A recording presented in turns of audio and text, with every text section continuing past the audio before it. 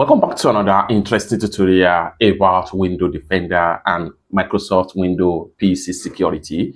Recently, Microsoft had a new security which allows you to offline scan for antiviruses on your Windows PC. Whether you are using Windows 10 or Windows 11, consider to check this out and see how to run offline scan antiviruses on your Windows PC to keep your PC clean and virus free.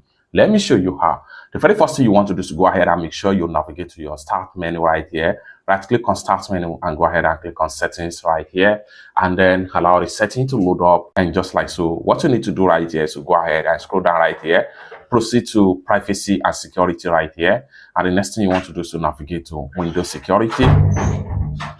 Under the Windows security, all you have to do is to proceed to virus and threat protection.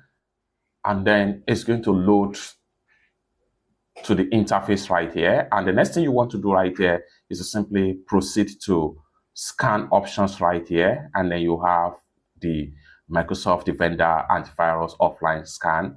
Then next thing you want to do right here is to go ahead and click on this check mark to select. Some malicious software can be particularly difficult to remove from your device.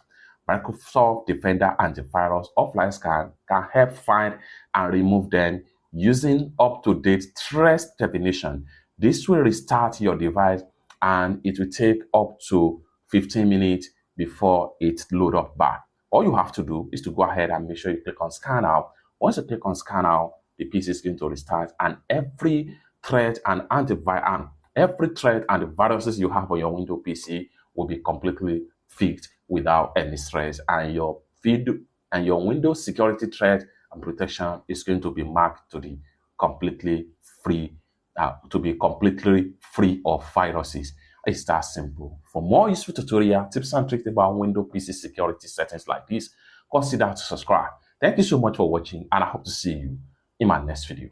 Bye for now.